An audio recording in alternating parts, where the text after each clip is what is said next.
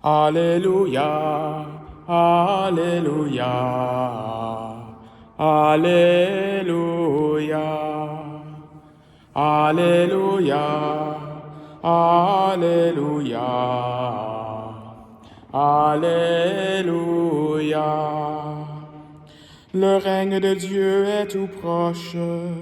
Convertissez-vous et croyez à l'Évangile. Alléluia, Alléluia, Alléluia. Le Seigneur soit avec vous. Évangile de Jésus-Christ selon saint Marc. En ce temps-là, Jésus appela les 12. Alors il commença à les envoyer en mission 2 par 2. Il leur donnait autorité sur les esprits impurs et il leur prescrivit de ne rien prendre pour la route, mais seulement un bâton. Pas de pain, pas de sac, pas de pièces de monnaie dans leur ceinture. Mettez des sandales, ne prenez pas de tunique de rechange. Il leur disait encore, « Quand vous avez trouvé l'hospitalité dans une maison, restez-y jusqu'à votre départ.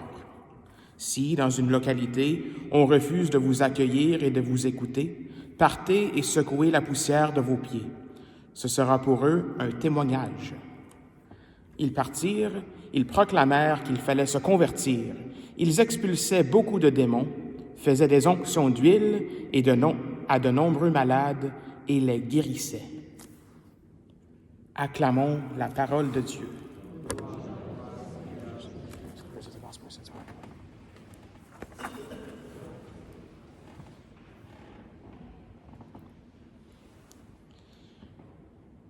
Aujourd'hui, le Seigneur envoie ses 12 apôtres en mission.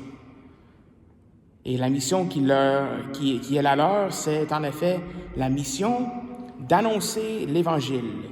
Ils partirent, proclamèrent qu'il fallait se convertir. Ils expulsaient beaucoup de démons, faisaient des onctions d'huile à de nombreux malades. Et nous avons ici en effet une des 2 paroles fondatrices pour le sacrement des malades. Ça, c'est une des options à lire quand on fait l'onction des malades. L'onction des malades, c'est une liturgie qu'on fait. Et il y a une liturgie qui est plus rapide quand c'est une urgence. Donc, si on est en urgence, on le fait rapidement. Mais il y a une liturgie qu'on peut faire des lectures, etc. Puis ça, c'est une des lectures qu'on peut choisir. Parce que Jésus dit tout simplement... Donc, l'Évangile nous dit que les apôtres faisaient des onctions d'huile à de nombreux malades. Donc, le sacrement des malades nous vient de cette page d'Évangile-là et aussi de la première lettre de Saint Jacques. S'il y en a un parmi vous qui est malade, appelez pour les prêtres et ils vont imposer les mains sur eux. Donc ça, c'est les 2 paroles fondatrices de l'onction des malades. Et l'onction des malades, c'est un des 2 sacrements de guérison. Donc, il y en a 2. Donc, l'onction des malades. Et le deuxième, c'est le sacrement du pardon, le sacrement de la réconciliation. Et ça, c'est relié à la première tâche que les apôtres faisaient. Ils partirent et proclamèrent qu'il fallait se convertir. Donc ça, qu'est-ce qui se passe quand on va à la confession, n'est-ce pas? C'est de se convertir. Et c'est ça vraiment l'Évangile que les apôtres annoncent. Ils annoncent, ça c'est l'Évangile de Matthieu, Marc, Luc et Jean, la conversion, pour entamer la guérison. C'est un évangile qui propose, notre évangile, ce que nous proposons, c'est la guérison, pour avoir une vie abondante. Ça, c'est les derniers mots de cette page d'évangile. Et ils les guérissaient. Les apôtres guérissaient.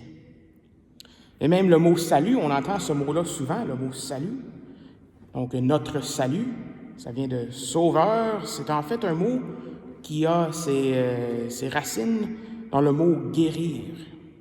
Et dans notre tradition catholique, la guérison veut dire la santé au niveau de notre corps, la santé physique, au niveau de notre âme et aussi au niveau de notre esprit. Donc, 3 niveaux de la guérison.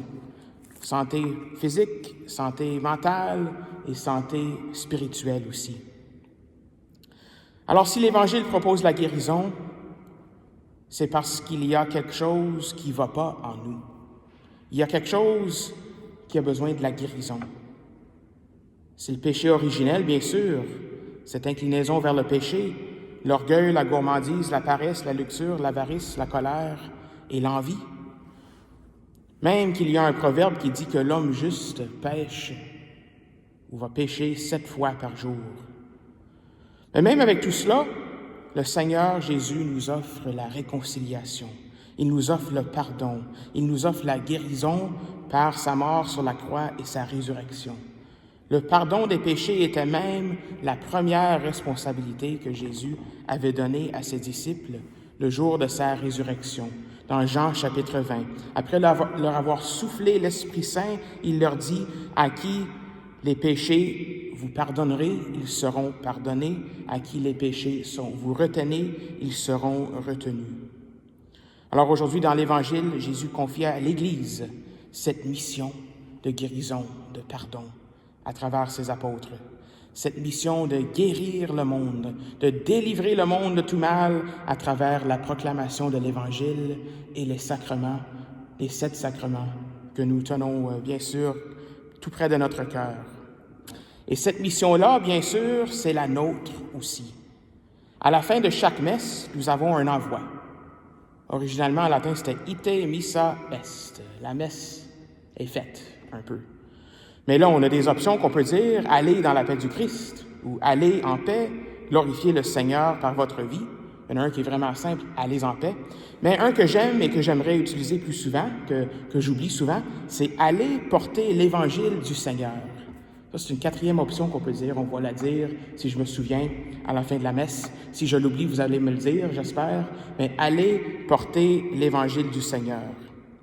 Donc, à la messe, nous sommes fortifiés, encouragés, pardonnés et donnés toutes les grâces nécessaires dont nous avons besoin dans l'Eucharistie pour aller porter l'Évangile du Seigneur dans notre monde.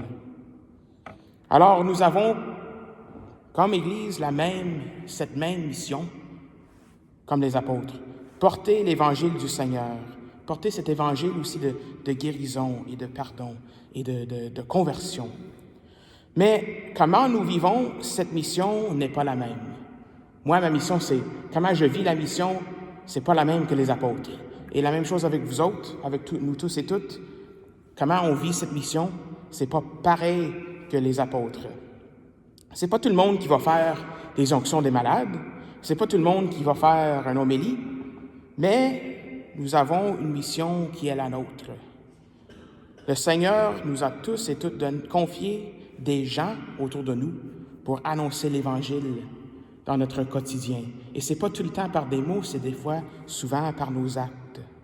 Donc, pour la plupart de nous, le Seigneur, pas la plupart, mais nous tous, le Seigneur nous a confié des individus pour annoncer l'Évangile, que ce soit dans nos familles, que ce soit parmi nos amis, nos collègues de travail, un par un.